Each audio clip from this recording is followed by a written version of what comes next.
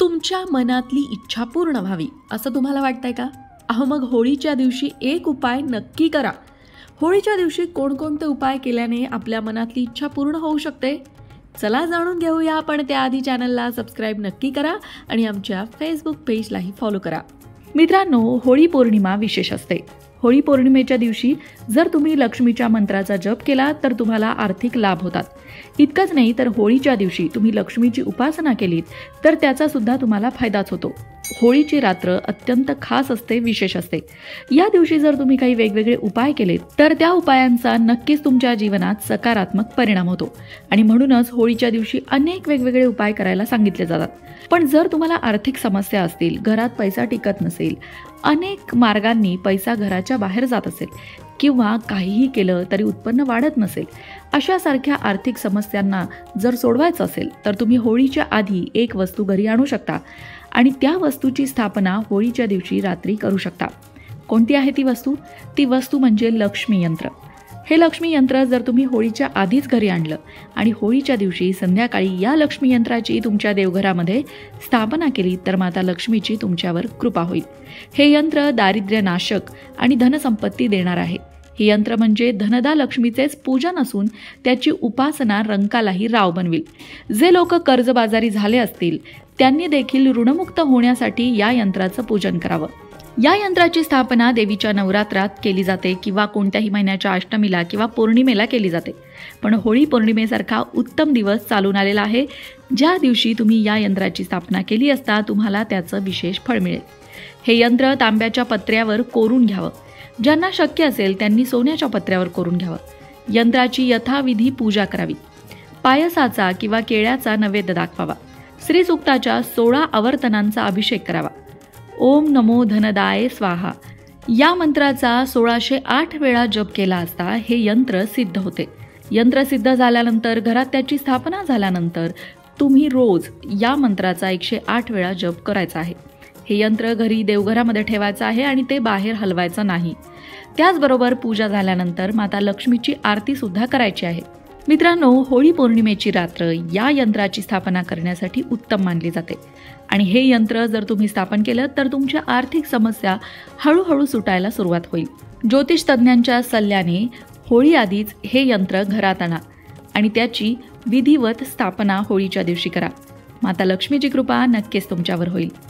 त्याचबरोबर जर तुम्हाला वाटत असेल की तुमच्या घरामध्ये पैसा टिकावा तर त्यासाठी होळीची राख थोडीशी घरात आणा, एका लाल पुरचुंडीमध्ये बांधा आणि जिथे कुठे तुम्ही पैसे ठेवता त्या ठिकाणी ती पुरचुंडी ठेवा.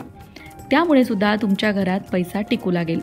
होळीच्या दिवशी तुमच्या घराबाहेर तुम्ही रांगोळी नक्की काढा आणि त्या रांगोळीमध्ये वेगवेगळ्या प्रकारचे रंगही भरा.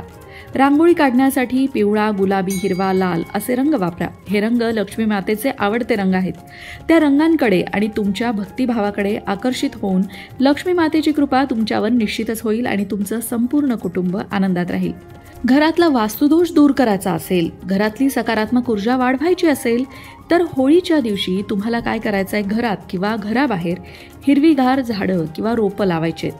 त्यामुळे घरातील वास्तुदोषही दूर होतो. तसंच घरातील सदस्यांमध्ये वाद होत असतील तर तेही दूर होतात. आणखीन एक उपाय जो तुम्ही करू शकता, तुमच्या वैवाहिक जीवनात जर अडचणी असतील तर होळीच्या दिवशी घरात राधाकृष्णाची प्रतिमा किंवा मूर्ती स्थापित करा. ही प्रतिमा बेडरूममध्ये लावा. पती पत्नीमधील संबंध सुधारतील.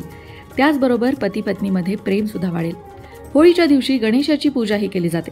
पौर्णिमेच्या निमित्ताने तुम्ही शिरा, पुरणपोळी किंवा कोणताही गोड पदार्थ करणार असाल तर गणपती बाप्पाला सुद्धा त्याचा नैवेद्य नक्की दाखवा, जेणेकरून गणपती बाप्पाची कृपा सुद्धा तुमच्यावर कायम राहील. होळीच्या दिवशी करायचा आणखीन एक उपाय म्हणजे घर किंवा ऑफिसमध्ये उगवत्या सूर्याचं चित्र लावायचं. या छायाचित्राचा सकारात्मक परिणाम होऊन नोकरी व्यवसायात बढती मिळते.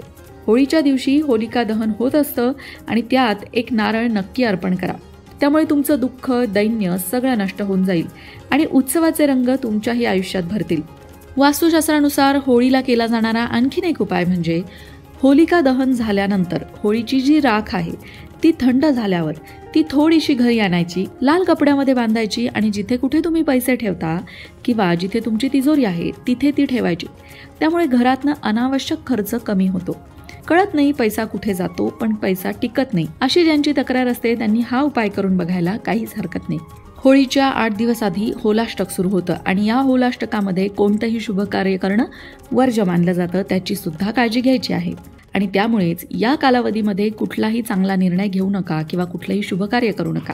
होलाष्टक पाळण्याचं कारण म्हणजे होलिका भक्त प्रल्हादाला घेऊन 8 दिवस अग्नीमध्ये बसली होती, पण शेवटी होलिकेचं दहन झालं आणि भक्त प्रल्हाद वाचला. म्हणूनच हे 8 दिवस कोणतंही शुभ कार्य केलं जात नाही. अशाच प्रकारच्या माहितीपूर्ण व्हिडिओंसाठी लोकमत भक्ती चॅनलला सबस्क्राईब करा आणि बेल आयकॉनवर सुद्धा क्लिक करा, म्हणजे आमच्या नवनवीन व्हिडिओचं नोटिफिकेशन तुम्हाला मिळत राहील. तसंच योग्य आध्यात्मिक मार्गदर्शनासाठी लोकमत भक्तीच्या फेसबुक पेजला फॉलो करायला विसरू नका.